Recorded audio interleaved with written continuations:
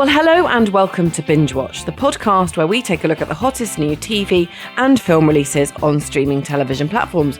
I'm Hannah Fernando, the group editor of Woman and Woman Home magazine. And I'm Ian McEwan, writer on TV and Satellite Week, TV Times, What's on TV and whattowatch.com. And today we're looking at the new releases that will be available on Friday the 13th of June 2025, including Sir David Attenborough's acclaimed documentary Ocean, about the importance and health of our seas, and Julianne Moore and Domhnall Gleeson in the Apple TV Plus thriller Echo Valley.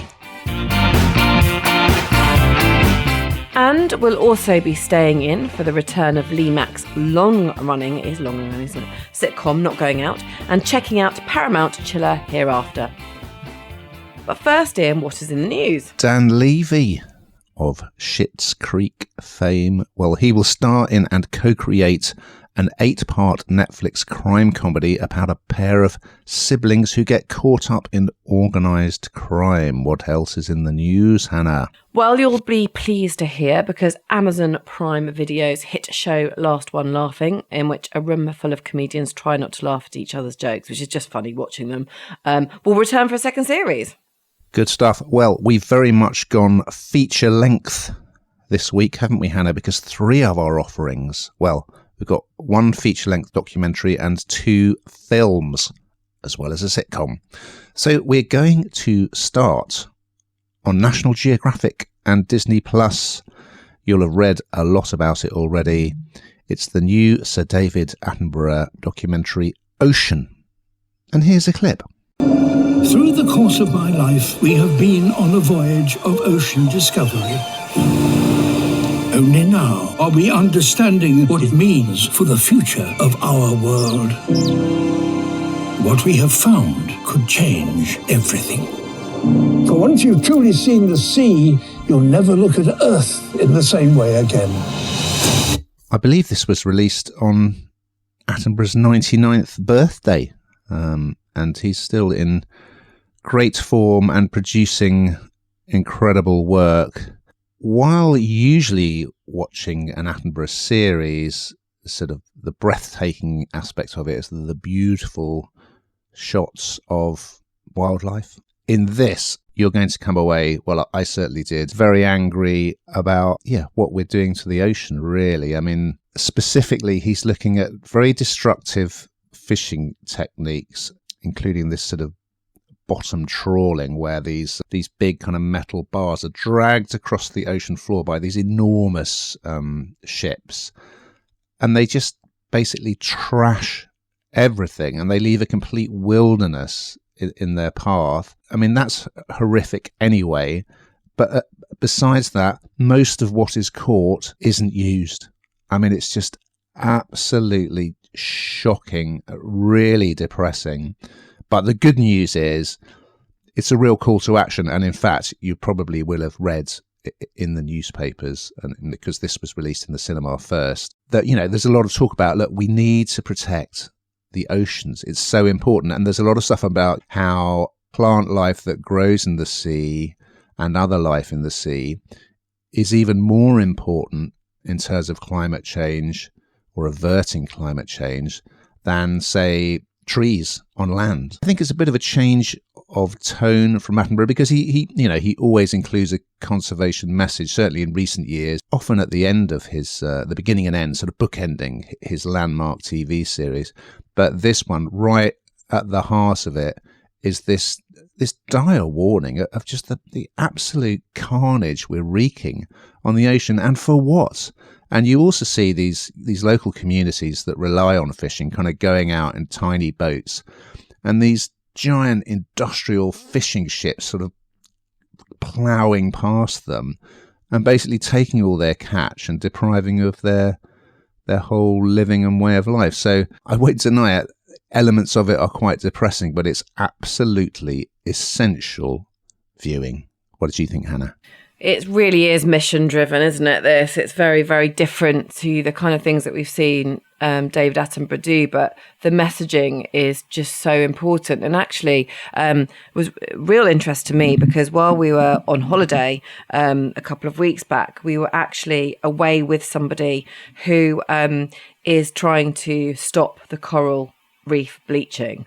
And I was learning a lot about that and just how dreadful and sad it is. And actually we went not so long ago and we went snorkeling within the corals, and there's a very strict ruling where we went about nobody, tourists touching coral, picking up coral, all that kind of stuff, which you kind of think is blinking obvious, isn't it, not to do it? But actually it's really not. Tourists are going in there and they remove you from the sea and they ban you from the sea if you do it, which is absolutely brilliant. But like you say, it's the devastation, it's the destruction in the wake of this big machinery. What I hope is, as you say, it's a call to action. But what I hope is that we can do something, because I don't know about you, but I always feel fairly kind of incapable of actually doing anything. What can we do? What should we be doing? How do we stop it? Because these are massive corporations, massive organisations that are doing it, and little people like us, what can we do? Which is to clear the sea, do the remedial kind of bits that we do when we're on holiday or what have you, or when you're at your local beach or whatever it might be. But this is a massive issue, and until it actually affects people, which it will do, people aren't sitting up and listening. But watching something like this is hard viewing, but as you say, essential. We're going to move across to Apple TV Plus for our next offering. It's a feature-length thriller called Echo Valley, and here's a clip. You need to be completely honest with me. What happened? I was with my boyfriend and we started arguing. Is he okay?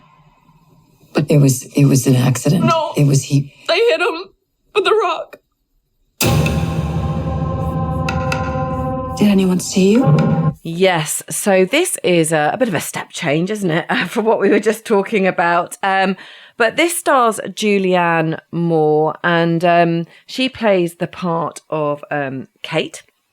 And she lives on this farm. It's a beautiful farm, actually, relatively sort of like run down in places.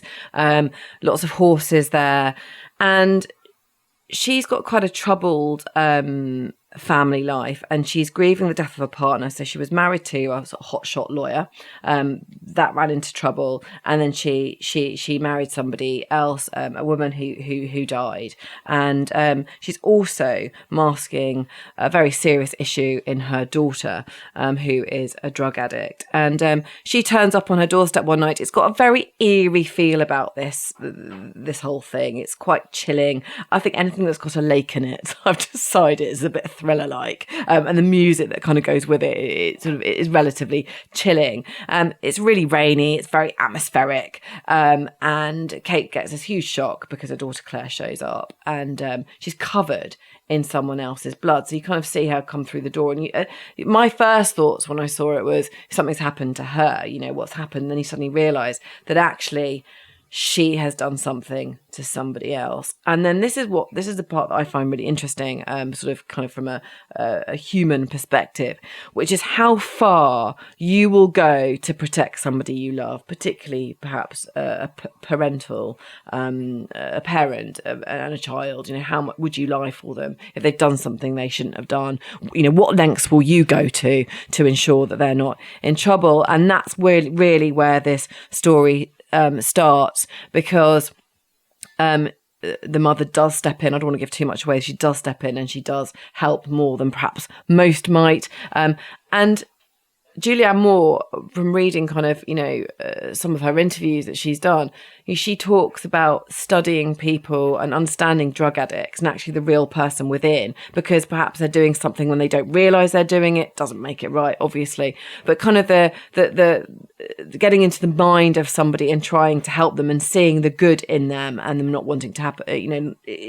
She says, it shouldn't have happened, but why it led them to get to that position. So it's quite intense, I would say, really quite intense. There's a few other characters that come in and out, obviously, that are trying to find the truth, and can she literally bury the truth or not? So very captivating, an instant gripper, I would say. You kind of watch it and you're instantly hooked, but quite chilling. What do you think, Ian?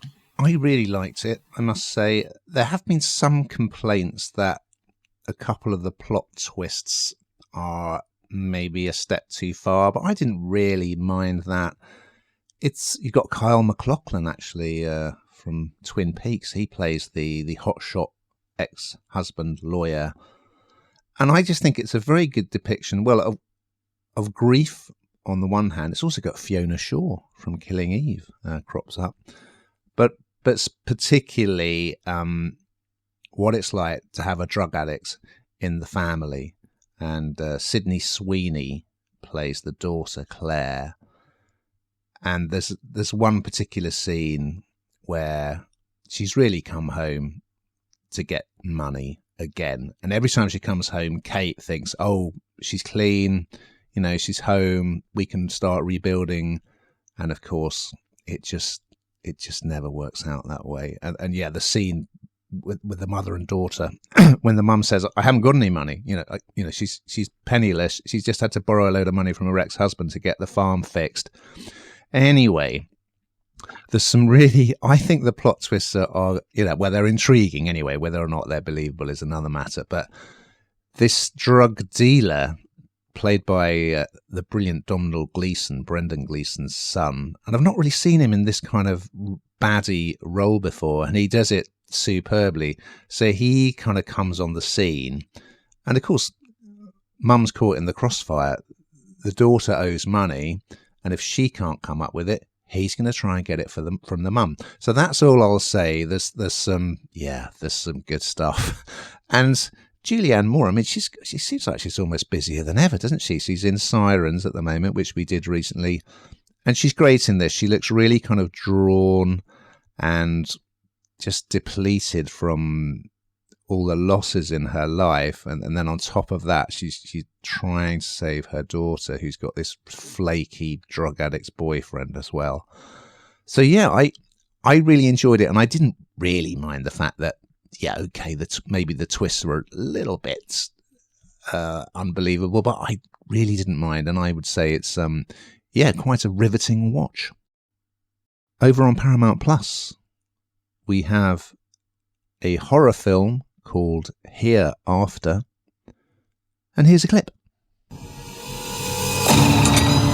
Is there anything your daughter has been through that she may have internalized? It is usually some sort of emotional trauma. Something's wrong with her. I know you're worried about Robin. Don't forget to take care of yourself. That's boiling water, honey. Get out. I can warm up. So we've got another White Lotus star headlining in this, Connie Britton. She plays a divorced American woman called Claire. We've got another Claire. And she's living in Rome with her daughter Robin, who is played by Freya Hannon Mills, who is a talented pianist who is non-verbal. Okay. And this happens quite early on, so it's not really a spoiler. You can kind of see it coming. Robin is cycling to an audition in the rain, and you start thinking, I don't like the look of this. And yes, sure enough, she is involved in an accident, and the doctors declare her dead, but she is then revived. So she's kind of technically been dead for about 20 minutes. And miraculously she revives, and miraculously she doesn't seem to have, serious brain damage, which you would expect from the lack of oxygen. Anyway, that's the jumping off point. But then Robin, well, for starters, she suddenly starts speaking. I think she stopped speaking because of a trauma earlier in her life, but she starts speaking again. But also she starts behaving very differently. And as with, quite a lot of horror movies, the questions are, well, is the mum kind of imagining things? There's a lot of Catholic faith in this, a lot of crucifixes, a lot of nuns. Is the daughter just kind of going through a teenage personality change? Is it something slightly demonic from beyond the grave that's happening? It raises all these questions. And initially, I was a bit frustrated. Sometimes we think horror movies have too many kind of gratuitous jump scares, don't we? But in this, I almost wanted more scares, because really Robin's behaviour, it's not that extreme. She just kind of she starts swearing a bit more, and she's a bit weird at school.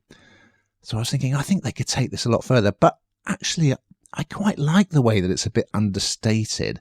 And it sort of delves into, as well as kind of religious overtones, it then delves into the family backstory. And yeah, it's a real trope in films, isn't it, of a sort of flashbacks to someone either nearly drowning or drowning. It's quite a popular motif, isn't it? And this is what we delve into here. And I don't want to say too much more, but Connie Britton is brilliant in this, I must say. She kind of lifts it, I think, above its level. And right at the end, there's quite a long, sort of like a fantasy sequence, which is absolutely fascinating. It's really well done. And it kind of ties the whole thing together. So, yeah, although kind of halfway through I was thinking, not quite what I was expecting or what I wanted, by the end of it, I thought, yeah, this was something a bit different. And it didn't go down that kind of jump scare, kind of demonic possession route. It was something kind of more interesting, really, and a bit deeper. So, yeah, I enjoyed it. What did you think, Hannah? Yeah, it's really quite creepy, isn't it? Because it's psychological, and again, it's that sort of, seeing her daughter die and sort of come back. There's that emotional part of it, which is overjoyed by the fact that, she's alive, she's going to be okay. And then actually the reality of the fact that she seemingly is possessed and what that looks like. So I found that kind of really interesting. But there is this sort of it's not blood and guts in that way, is it? In the same way as you'd see a normal horror movie, it's slightly different. It's much, much deeper, and I think that's what makes it scary, because there's nothing as deep and as clever as your brain and where that takes you without them even sort of doing anything. And that's kind of what happens here. And she plays the part really well, as you say, and obviously has kind of really studied the behaviours and how she should be, and the kind of supernatural element, which, I'm not a massive fan of. It works here. It does absolutely work here. It's that you completely bought in. So, yeah, I think they've done a really good job. Enjoyed it. Well, we're probably in need of a bit of light relief after all of that, and we have it in the form of Lee Mack's sitcom Not Going Out, which is back on BBC iPlayer, and here is a clip. All our kids have gone off to uni, so it's time for the next chapter. I was just paying tribute to the greatest band of all time. Which, to be fair, is what Oasis do. We need someone with no acting experience at all. Hello. You're quite odd, aren't you? Should see what's under my floorboards. You messed up getting the tickets. I'm sorry. Apology accepted. I don't mind being shot from behind. Don't tempt me. 2006 was the debut of this, and it says a lot about the format, doesn't it? That it's still around and that it's come back again, and it's kind of this fit. I mean, for anyone who hasn't seen it, where have you been? But this is a fictionalized version of Lee Mack, or he's also called Lee, by the way. And it from 2006 onwards, you've seen him go from this very lazy bachelor to now this very chaotic family man. It's very dry. Anyone that likes Lee Mack's humour won't be disappointed by this. He runs throughout it. It is him. It's very quick, sort of slapstick wit at times. It's just sort of immediately funny. And this is a 6-part series.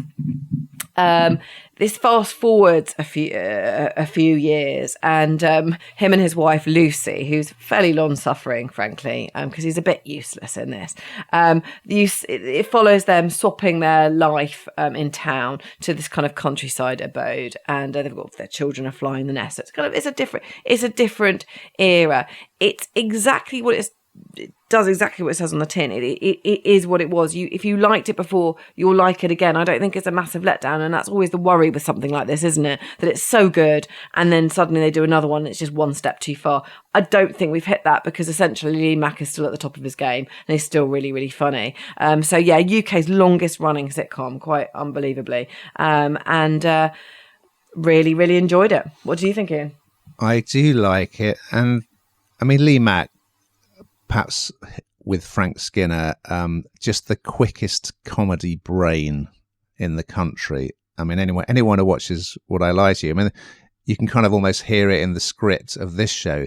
He just thinks of the joke reaction to every situation, every line that someone says. And I think it took him quite a while to become like a big star that he is now. Like he really is a household name now.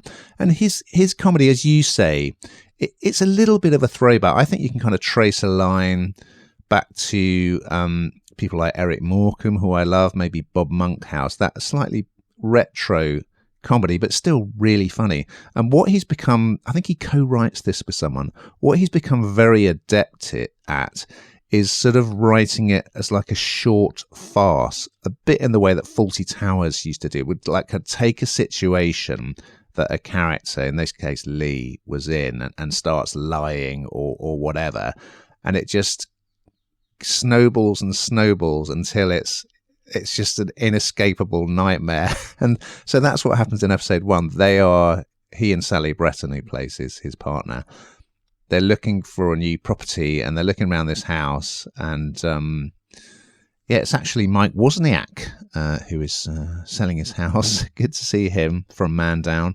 Yeah, I won't say what happens, but yeah, just Lee ties himself in knots in various ways, and it's just really well constructed and very, very funny. And it's almost like a kind of live studio kind of one take sitcom. It's really well done, and you know, I see no reason why this can't keep going and going, and if it does, I will be pleased. Now we've got to that time, Hannah, where you find out what the hell you've been binge watching. Well, I went to the cinema. I actually went to the cinema, and we watched Lilo and Stitch, and it's really cute, and it's really sad in places, and it's a good family view. Go and watch it. Okay, well, I went to the cinema and I saw The Ballad of Wallace Island, which has Kerry Mulligan, Tom Basden, and Tim Key in it. And it's really, really good. So, yes. Also, I've been binging my way through Department Q with Matthew Good, which is on Netflix, and I'm loving it. Well, we've just got time to look ahead to next week's offering. So what's on the agenda, Brenda? Well, the 1930s set U-drama, Outrageous, tells the true story of the Mitford sisters. And we catch up with Noel Edmonds. Remember him? In his New Zealand home.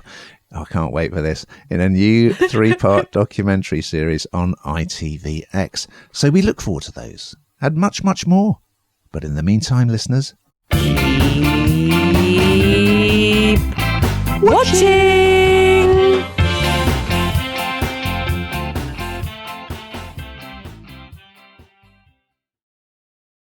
Much that once was is lost, for none now live who remember it. It began with the forging of the Great Rings.